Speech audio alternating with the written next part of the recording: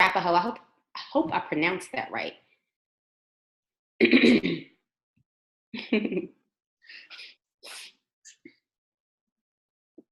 Hi, Debbie. Thanks for joining us. Hi, Becky. I saw you join earlier. Glad you could make the call.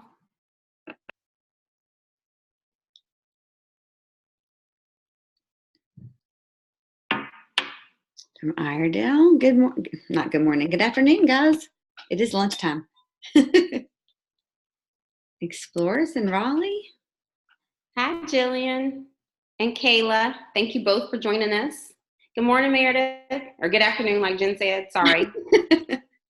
I will tell you, I wrote 2010 on some paperwork the other day, so I'm having trouble not only keeping up with time, but years. Wow. So, yes, I was at the doctor's office with Corinne, and I was like, oh, January 7th, 2010. Wrong. So. Hi, Jennifer. Glad you could join us today. Jen, I'm going to go ahead and get started because I really like to respect and honor people's time. And so we are going to go ahead and start with the presentation. I will add the participant notes to the chat one more time. And then Jen will also be monitoring the chat as I present, and vice versa. While she's presenting, I will add to her chat. Now, I will let you know that in about 2 minutes, I am going to go dark because I did not put on my makeup. And so y'all get to see me for about 13 seconds before we push record, and then you'll just hear the voice. But today we are going to be talking about the North Carolina Early Numeracy Skills Indicator, or the NC ENSI, and we're going to be providing a quick overview about this. If you are someone who's already administering the NC ENSIs, then this is really just going to be a little bit of a review, because what we wanted to do was introduce it to people that haven't used it, talked a little bit about the implications of use, and then really generate some interest in the end to see if we need to really think about doing some regional meetings to provide some more information. So this is just a real broad view overview of what the early numeracy skills indicators are. So a few years ago, our IABS division had the idea that it was really important to think about how we are supporting math instruction. What we know is that there's a lot of things out there available and ready to use for the area of reading, but not so much in the area of math. And so we began with this idea of how could we create a screening tool and a progress monitoring tool for early numeracy, knowing that we wanted to start in those lower grades, K5, which is what is available now, and then build that over time. And so right now, what we've done is designed a system, or the screening and progress monitoring tools, that are free and optional for you to use. These are not required, but they are available to you if you are interested in learning more about how to really assess your core and how students are doing at the core level, and then also thinking about progress monitoring tools. So how do they help teachers? So at this time, the NC ENSIs are available for, again, that skills. There's a skills indicator portion, and then there's also a computation portion that really help us really monitor overall skills that students have. And so what they do is they really support or help us identify how well we are doing in terms of core. So what's that overall picture? How well are we doing in core mathematics? It also helps us think about which critical numeracy concepts students are doing well with. In just a few minutes, we'll talk a little bit about what those numeracy concepts are and how they align to learning. And so this gives you a really clear picture of kind of some of those numeracy skill sets that students are doing well with or not doing well with. So you can begin to identify those students that are at risk and may need some increased mathematical opportunities or interventions to support their learning and really meet that growth at the end of the year. And then finally, we also offer a progress monitoring tool that allows you to monitor students' progress over time, specifically for those students that you may be providing some supplemental or some intensive supports for. You know what I realized I did in this meeting was start without introducing myself or Jen. So I'm gonna take about 2 seconds to do that. I am Carmen Mills. I am the IABS consultant for the Southwest and Sand Hills region. And so I support our non-traditional and charter schools in those areas. And Sorry, good afternoon. Jen. That's okay. I kind of did the same thing. I am the charter consultant for the Western region. So I've got the Northwest, the West, and the Piedmont Triad area. So regions 5, 7, and 8. And Miss Rhonda Harrell cannot be with us this afternoon. Hopefully she'll be able to jump on with us a little bit later. She has another appointment that came up that has taken precedence. And she's hoping to be able to jump on with us before we're finished.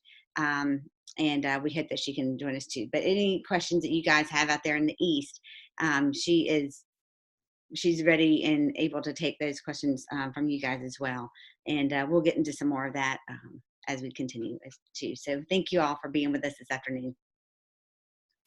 Absolutely. Thank you, Jen. So moving on to just kind of tell you a little bit more about the NC ENSIs. We kind of talked a little bit about how they may help teachers. So now we're going to provide you with a general overview of what that looks like, what the computation looks like, and what that skill indicator looks like. So one of the portions of the assessment is the computation portion, and this is administered whole group. It's administered to an entire class, and it takes anywhere from about 2 to 5 minutes. And what it includes is mixed computation. So what you'll note, first grade through fifth grade, students will be given this timed assessment with mixed computation that includes addition, subtraction, division, just a variety of things. There are some fractions as you get a little bit older that we also will include in this as well.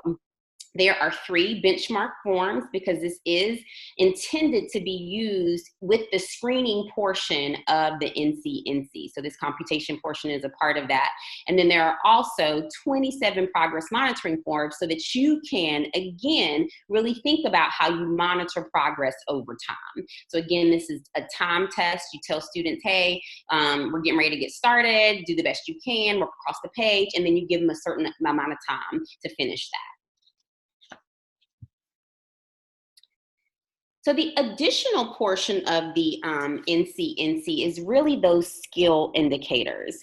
Now this portion of the assessment is administered one-to-one, and you can see an example here, and in just a couple of minutes we're actually going to show you a video of what that looks like. It is all paper pencil at this time, so what you'll notice is that you have the student materials, which is a notebook, you have a score sheet, a timer, and the examiner directions that are available to you, and they're all on our live binder, which we'll also mention in just a couple of minutes. These indicators are administered individually to students. They take anywhere from about 8 to 10 minutes, depending on like how long your introduction is, and then how long you give students to work. There are about 2 to 4 measures for each time of the year, and there is a guide for which measures you should actually use at each time. So like for instance, in kindergarten, you wouldn't actually administer any skill indicators at the beginning of the year in the fall assessment because we just know that students aren't really ready for that type of assessment. There are anywhere from 8 to 20 items per measure. Most often you'll see about 10, and it yields a score for individual measures and a composite score, and we'll talk about that scoring at the end of the presentation. There is 1 benchmark form, so in terms of kind of keeping those papers together, you have 1 form per student that includes the fall, the winter, and the spring. And then you also have 5 progress monitoring forms for each of the measures. And so you can continue to utilize that as you're looking at monitoring progress over time for those students that you might be intervening for or supporting in a different way.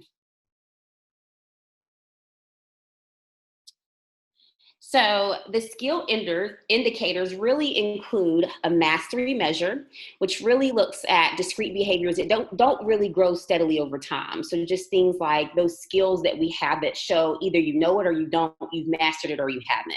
Then there's also the skill indicators that it measures, which kind of lives between a mastery measure and a general outcome measure. And so it really is kind of that way to be able to take those mastery skills and then be able to add to that a little bit.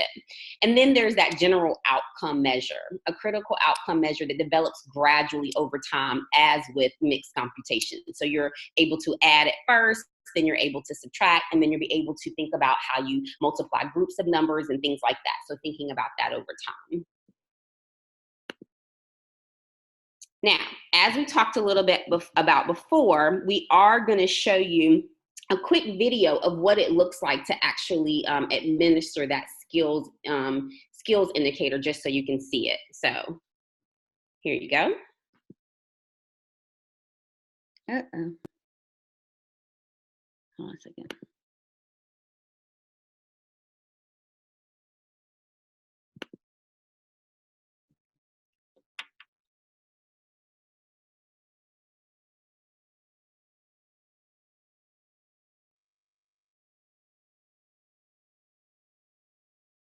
The number 4 tells me how many dots altogether.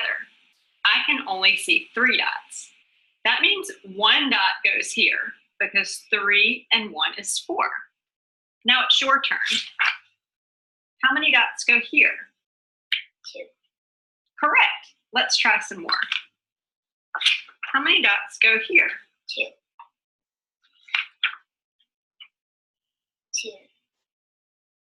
3. Good work.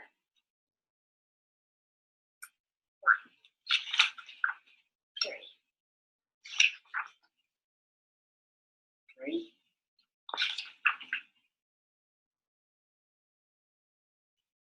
5.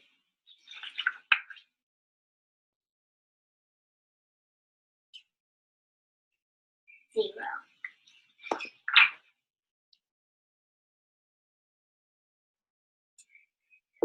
What? Thank you, Jen. So I wanted to give you an opportunity to see this. On our live binder, we have a video that is similar to this for every one of the skill indicator measures across the grade level. So K5, you can look at how each one of those measures is actually administered on our live binder, so you could look at additional examples. I also want to note here, and I make sure that I say this at the beginning of really thinking about whether the NC ENSIs is something for you. As you can see with this, there is a level of time that is going to be taken because this is just one measure. We talked in a couple of slides before that it takes anywhere from about 7 to 10 minutes to administer per child. So when you're thinking about administration of this and it's administered individually, you're going to want to be thinking about an assessment team to minimize the time that teachers are out of the classroom to actually. Now, progress monitoring is a little bit quicker, but if you're thinking about using this as a universal screener with all of your students, then you really want to be thoughtful about what that assessment team will look like. Now, I'm going to pause because I provided some general information and I want to make sure that we don't have any questions. So I'm going to allow you some time to either unmute yourself or add to the chat to see if there's any questions that you have about this initial part of the presentation.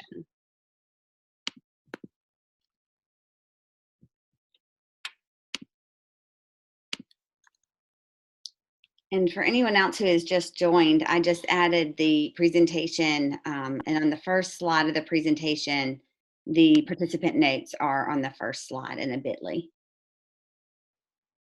Thank you, Jennifer. The videos are very, very helpful.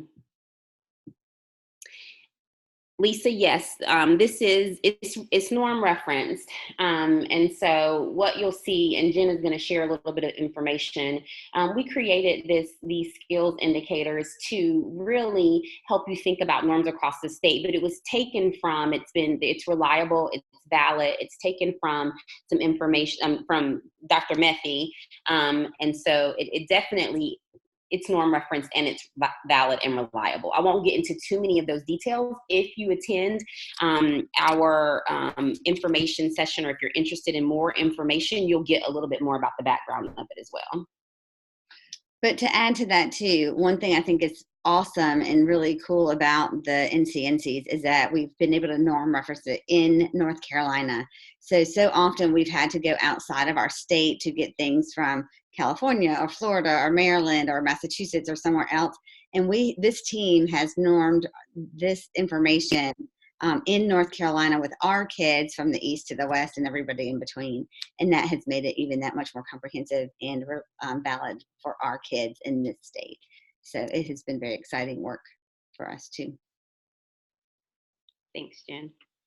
All right, so now I'll monitor the chat as you continue with the conversation. All righty. Okay, so some more on the NC ENSIs and computation and overview. So one of the components here is number sense. And so this is just a quote here from Griffin in regards to teaching number sense. It says, the discipline of mathematics comprises three worlds: the actual quantities that exist in space and time, the counting numbers in spoken language, and formal symbols, such as written numerals and operation signs. Number sense requires the construction of a rich set of relationships among these worlds. And so that's been really neat with NC ENSI, is that we're using all three of these worlds and seeing how they work together in regards to number sense. And so you can see, hopefully, come on. Why am I not working? There we go. So with quantity and magnitude, you're seeing the quantity of 4 cats. You know, this is where you see 4 objects, and then the students are required to take the quantity or the set and translate that to the language, F-O-U-R, for. The word for also represents that same quantity. And that there's also a symbol for, or an abstract code, the symbolic representation of the number 4, and then also go from quantity, the 4 pieces or the 4 quantity of cats, also to the number 4, and then from the language 4 to the symbol 4. So it's a really complex skill, that they are required to do. And so the NC ENSIs is going to help us figure out where our kids are from kindergarten through 5th grade in their understanding of a number sense in regards to quantity, language, and symbolic representation. And it's just really awesome to see how they're able to take that information and manipulate it in this assessment. So here's an example of this. So what relationship exists? So this is one of the subtests, matching quantity to number, and a demonstration and practice item. And so in this, they've got to match quantity to number in kindergarten. So there's a quantity of the 4 dots, and they would have to recognize and identify by pointing to the symbolic number in the grid of the 5, 6, 1, and 4, and they would point to the number 4. So these are numbers, and you would just kind of scan the numbers, and these are dots. You'd point to the dots. Point to the number that tells how many dots there are. And so they are going from quantity to symbolic code. In this particular subtest, part whole in kindergarten, the number 4 tells how many dots altogether. And so you would recognize, you'd point to the number. I see 3 dots here. This is the same example that Susan did in the video. I see 3 dots here. You'd point to that. That means 1 dot goes here in the blank because 3 and 1 is 4. And so you show how the relationship works together. And so they've got to go from symbolic to quantity in that regard, and use their language or verbal code to tell you what's missing. And so that's, again, a very complex skill. They're having to use all 3 parts of number sense to complete this task. The other thing that I really like about the NC ENSIs is that you have a demonstration. They also get a practice item and before you continue on with the actual subtest. So they've got 2 opportunities prior to actually completing the task at hand for the students. So this is actually, I'm going to unmute you guys. I like you to think first, and then, or actually, let's see if I can do that from here. I'm going to unmute all of you. It might, actually, why don't you unmute yourselves instead of unmuting all of you because there's 37 folks in here. Unmute yourselves. I'd love at least 2, 3, 4 volunteers. Tell me how you would solve this problem. So you've got 27 plus 19. Just by glancing, how would you solve this problem?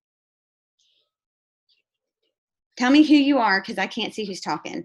Who are you? Identify yourself.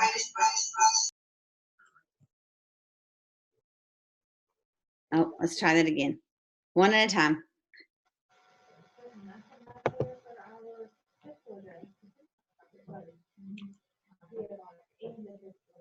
He's trying to talk to us. Jamal, you trying to help us out?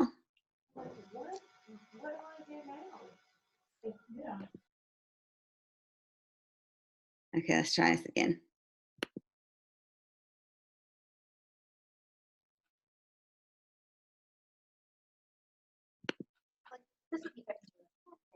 Jamal, were you trying to help us out? Did I just get cold called? You did. I thought you had unmuted your speaker, your microphone. No. No, okay, I'll mute you back. That's okay. No big deal. Jennifer added to the chat, Jen, and she said, Thank you. I made the 19 a 20 and then added 20 plus 20 plus 6. And then Jill mentioned that she added 16 plus 30. So that you saw that they were kind of using some additional skill sets to do this. Right. So it's really interesting. I mean, there's some people that could go what we would call maybe old school math, and you might do your 7 and 9, and that's 16. You carry your 1, and 1 and 2 is 3, plus 1 is 4. You'd have 46. The new math is really doing some really neat things for our kids. So you might say 30 plus 20 is 50, and so you've got kind of a roundabout number, and then minus 4. There's so many different ways. You might do the 20 plus 26 and do the 46 that way. There's so many different ways that we can manipulate our numbers to get the same answer. And depending on how old you are and when you were in school, we were taught a very rigid way of math once upon a time. And so we're giving kids so much more opportunity to be so much more flexible in their thinking and their reasoning on how to get from a problem like this to their result or their end result. And so they're able to use their minds in so many different ways. I see a couple more chat options in there. Any other responses? So there was 27 plus 20 equals 47, and then you take away 1, and that was from Caitlin. And then Jennifer said, I typically do the algorithm first, but I try to make myself use other strategies. Thank you both. Thank you all for your answers. Thank you, guys. Thank you very much. And since we've got so many people, that chat was probably the best option. So I appreciate that. I was hoping to get a little bit more interaction other than Carmen and I kind of talking to ourselves. So thank you again for trying. But I really do appreciate you guys participating in that. The biggest idea though is that there's so many different ways. And so I think it's awesome now that we're able to recognize that there's different ways that students can use these skills to get to the similar or same result, the end result. So responsible assessments. We've got to be very, very responsible in using assessments. And so many times we hear these things all the time that first and foremost, never, ever, ever, ever use one assessment to determine anything. So this is very much a universal screener. And one of the things that we really want to put out there is that this is a free, optional, universal screener for math. And we did not have this prior. There are some are very expensive, but this is a free option to you guys that you will get tons of resources for and training if you choose to take on the NC ENSIs for your schools. And so, but we've got to be really cognizant of how to use this. And so low achieving students are learning different and more difficult mathematics. And that is awesome that they are able to and being exposed to more opportunities and different ways of learning. And there's more than just one way. And that was kind of the idea behind sharing that information with you guys, even just that one problem, that there's so many different ways that we can teach math. And so one of the things that too, that our low achieving kiddos, just recognizing this table, is that some of the kids are counting on. So even in that last problem, like starting with, I can't remember the numbers are, I know the answer is 46, but like 27 and then counting 19. And so you're doing 27 and then you're having to count all your fingers to add 19 more. Or counting from 1 to 27 and another 19. So counting all the numbers versus knowing their facts and then so many of them don't know the derived facts. Versus our high achieving kiddos, can start with a number and then count on. That's very unusual, but actually being able to manipulate those numbers. And so it's just really interesting how they're learning, but that we're able to teach them new skills to be able to move forward faster. I hope that made sense to you. I think it's really awesome that we're able to give them some different options now. Some more information on responsible assessment is that these measures do support the mathematical relationships. They're not measuring mathematical ability. And this is not an IQ test. This is not an ability test. This is a screener. They do tell us about the opportunities and educational experiences the students have received, which is good. And then the measures do and should always be interpreted in terms of opportunities to learn. And you'll see that when we put in the scores for students, that we do still have them calculated kind of in our red, yellow, green as far as a level of risk and opportunity to learn, that they need more opportunities to learn. So naming a student as at risk is unhelpful at best, harmful at worst. Mathematics instruction with high expectations and high rigor belongs to all students, no matter what their ability level. So continuing with this NC ENSI computation and administration overview, I do too. This was kind of funny. The administration is like how we administer the test, not the administrator in your school's role and responsibility. So it's like how we administer. Carmen mentioned earlier about fall, winter, and spring benchmarking. You can see here by grade level, K through 5, what and how many subtests would be provided at each level. So we just finished our winter benchmarking, so upcoming would be spring.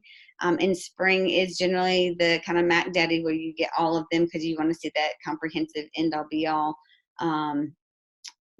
Like what have they learned throughout the year and things like that. So there's a 2-week window around the 130th to the 150th days of school where the students would be, where the benchmarking and screening would be done. And this is, in the fall, the kindergartners don't have an assessment time period. In the winter, there's 2 sub-tests, and then in the spring, there's 4, for example. And then you can see this is how the grade levels roll out.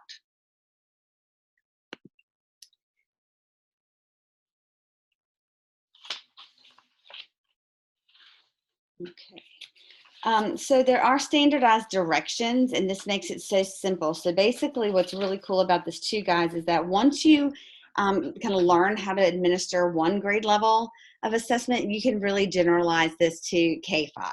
So whether you learn in 1st grade or you learn in 4th grade or you learn in kindergarten, you learn in 5th grade, they're very similar standardized means of administering these subscales to the students.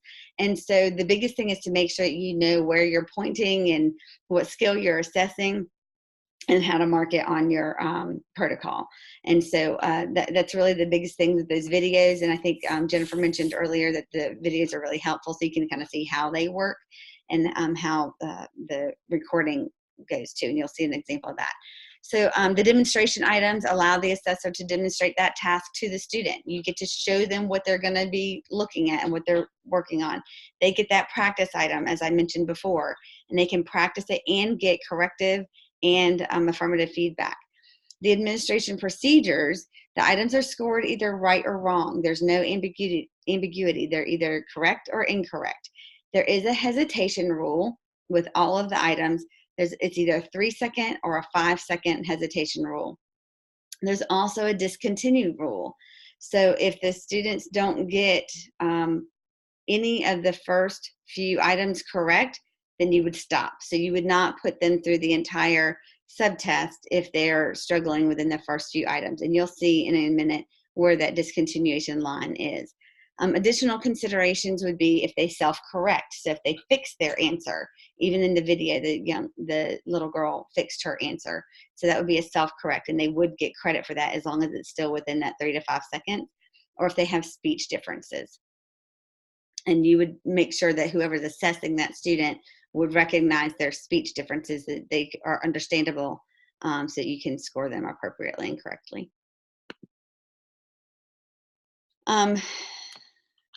And then this piece right here is an example. If you notice the little diagram to the right, this is actually an example from the protocol of what this looks like and how items are scored either correct or incorrect. So in this case, it looks, you see at the very top is the name of the subtest, number line estimation for fractions.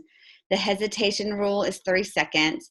And the instruction is point to the fraction. That's what you're saying. Every one of these has the instruction on it. So in this case, the student is to point to the fraction. It doesn't really matter what they say. They have to point to their answer or their response.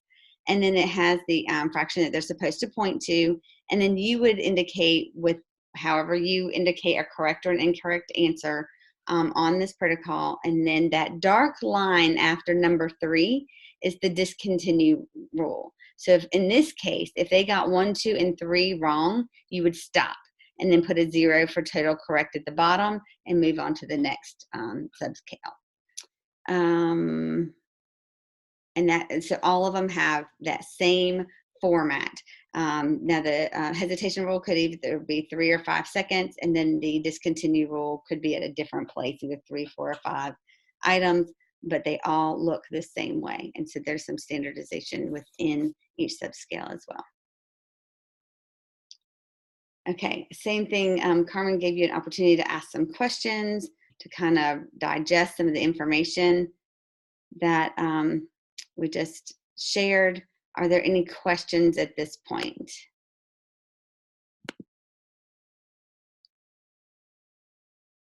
Thank you, Carmen, for putting those notes in. So yeah, folks that have just joined, the presentation is in your chat, and on the first slide, the participant notes, and Carmen also put the participant notes in the chat as well. Are there any questions at this point? Please feel free to use the chat, or you can unmute yourself if you want to ask a specific question at this point.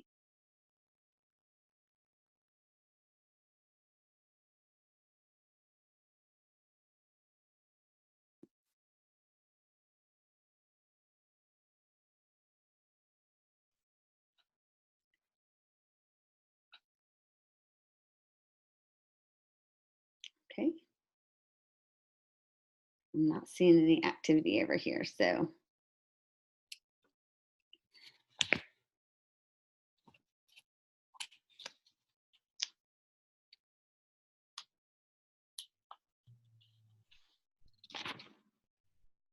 I don't think anyone's added to the chat, Jen. But Yeah, if you like to, please feel free to add to the chat a little bit later, or you can unmute yourself. Okay. All right, Ms. Carmen, you ready to keep going? Sure. Okay.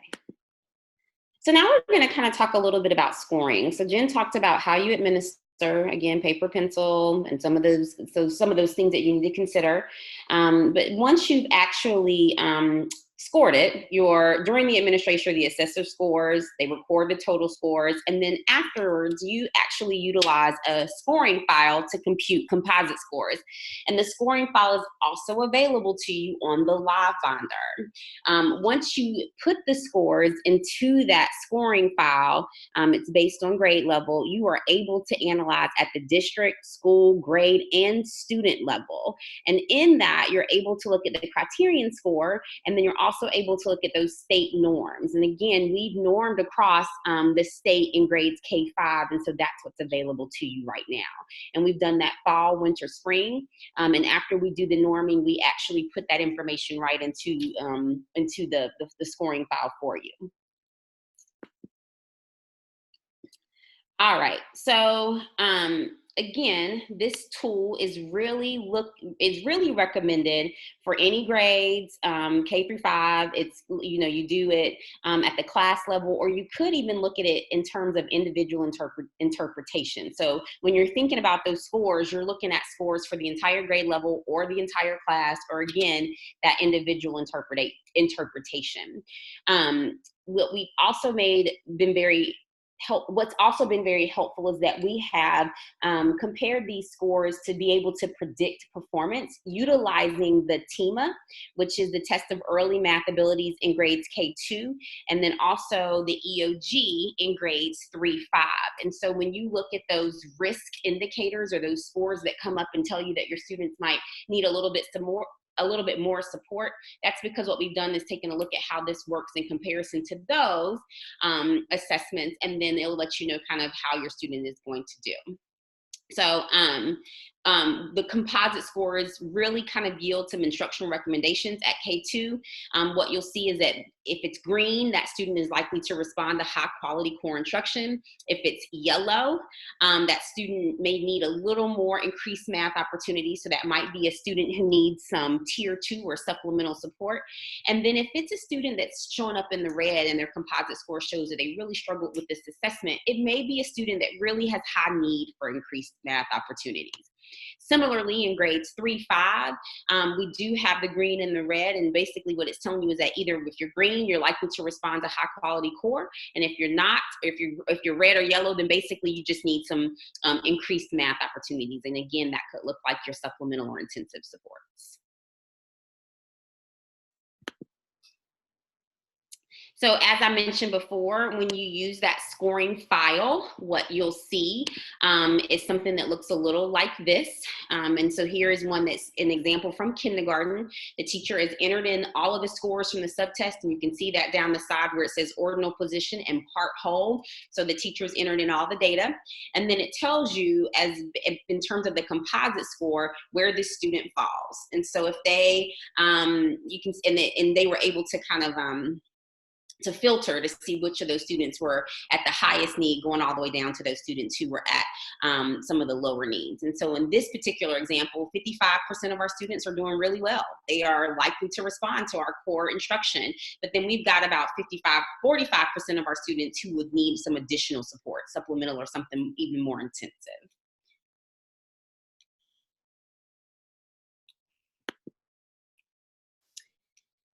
All righty, so what Jen and I have done is really help to think, or really try to provide you with a general overview.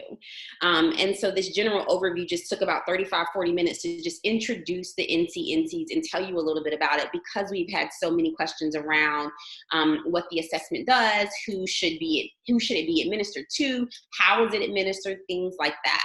And so if you are interested in learning more and actually being trained on the NC ENSI, we do have a 3-hour session that goes and digs in a little bit deeper. It focuses on the administration procedures. It does provide that research and background, like I mentioned before. It kind of digs a little deeper into that. It also it allows you to practice administering several of the measures across grade levels. We take a deeper dive into scoring and interpretation, and then that is when you will actually gain access to the NC ENSI Live Binder. Because we want to make sure that people are using it in a responsible way, we do ask that you participate in the 3-hour training before we actually give you access to that Live Binder. As I mentioned before, the Live Binder is where you will find all of the materials that you would need to support administration of the NC ENSI. So that's where you'd find all your student materials, your directions, your progress monitoring tools. The training is available to you. So if you came to one of our regional meetings and you said, well, I want to go back and train my staff, all of this information is also available on that Live Binder so that you could actually do the training. Our hope and our goal is that if you are interested in more training options, that we can offer a regional training for you so that you'll be able to have access to the Live Binder and begin using it in your school.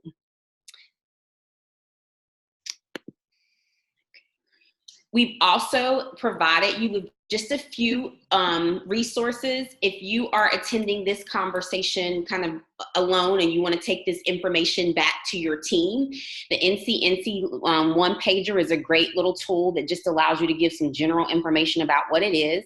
There's also this overview presentation that we've given to you today. So again, these are things that you could take back to your leadership team if you guys are considering using it and talking through it. We've also provided you with a sample NC ENSI, some actual sample materials, the measures overview one-pagers, which tells you each one of the measures that's available and what they actually measure and how they're administered. The computation recommended measures by grade level and time of the year, and that's that resource that Jen referenced when she kind of looked at what you're supposed to administer in the fall, in the winter, and then in the spring. And then the progress monitoring sequence, just so that you can have an idea of what you would be getting into if you decided that you wanted to administer the NC ENSI. What we don't have here is our Google Site and Live Binder available for you to select, because again, remember, we really would like for you to have that 3-hour training to ensure that we're getting responsible usage before you actually implement this within your school.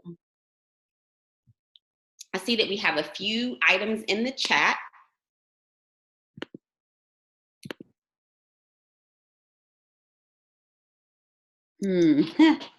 Good question. So Catherine asked, the K2 is an indicator for the team of 3.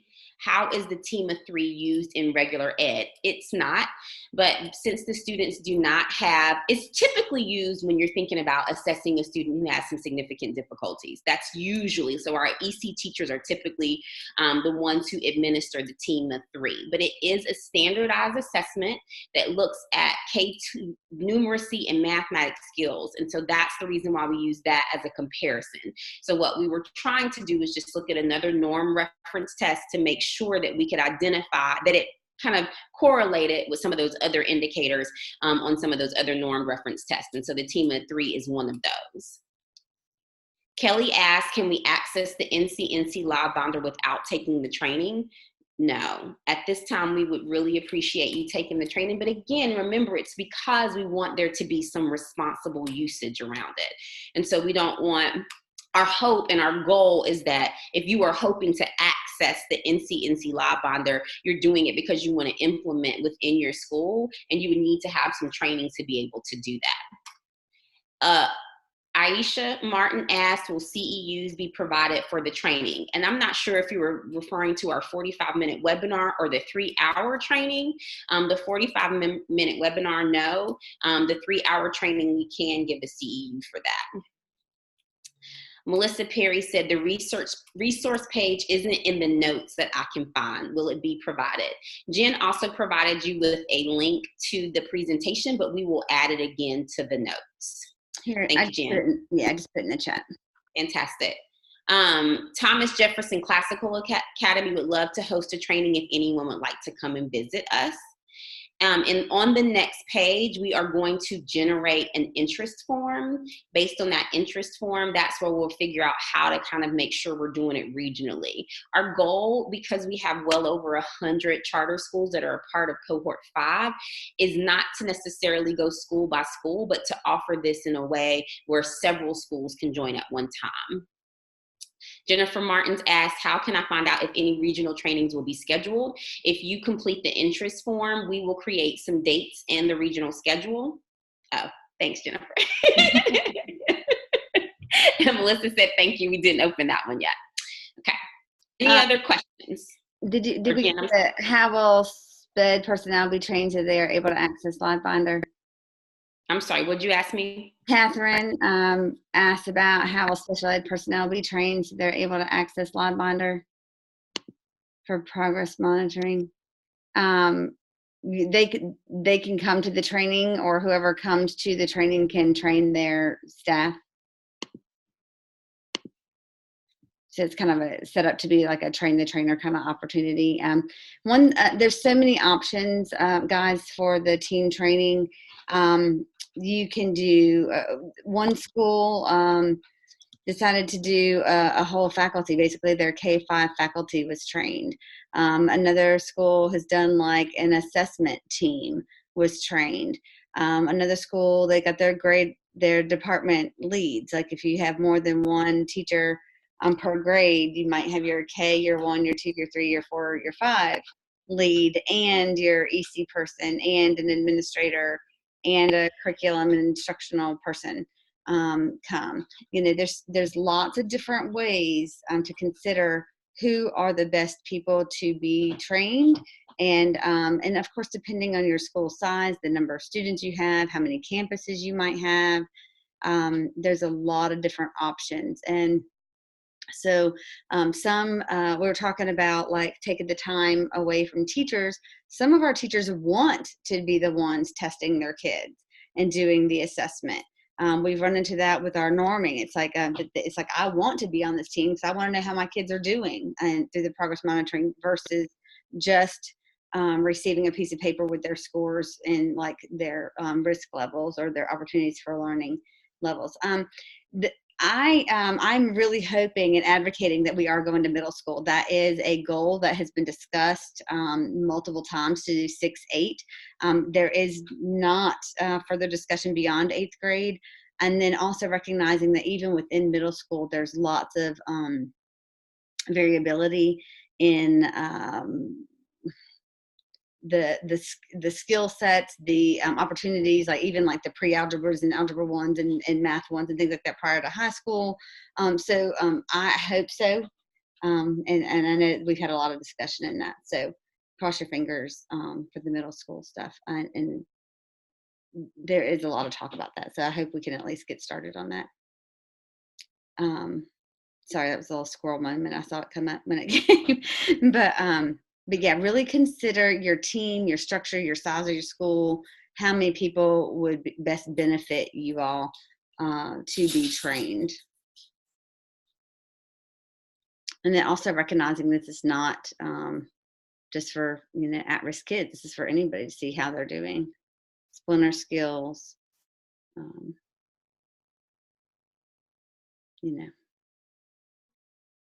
it's a great screener. Doesn't have to be a certified teacher. I mean, there's been some retirees that have come back. It needs to be somebody that has some sense about math and understanding. And, no, we're not like, no. I think you need to be smart about that, who you have on that team. Yes, we can share the video. Absolutely. Can you use for identified at-risk students only? You can. So not only, this can be used with any student in K-5. Yeah, this can be whole school. This could be whole grade level. This could be anybody. I mean, class rosters, grade level rosters. I mean, really, K-5. 100% of your kids K-5. Yes, instructional assistants could help. Yes. I see. I'm following you, Jennifer. Thank you. Yes.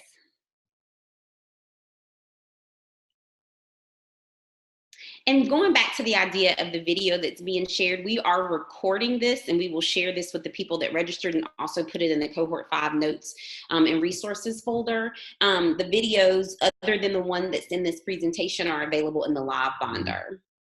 So you would need to be trained to have access to those. Yeah. I'm going to go ahead and click over to this next, this next slide. So on here, this is hyperlinked. Again, it's in your notes and, in your PowerPoint presentation. So this is a form, just a simple Google form. If you're interested in regional training, go ahead and click on there. It's just a simple form. I can even do it now so you can see what it looks like. Contact person, name of your school, what region you're in, and then hit next. And then that will give us some ideas of who's interested and how many, because we figured it doesn't make sense to set up 8 regional trainings if we are really concentrated in 3 of the 8 regions. So this is going to give us some opportunity to figure out where the most desire and need and want is, so that we can best strategically, set up these calendars and dates and times. And then we will get with you all who have put information on this form for best timing. We'll try to come up with some dates that make sense and put them out there and see what works best for everybody, so we can get as many as possible. And thank you, Thomas Jefferson, for offering to host. Appreciate that too.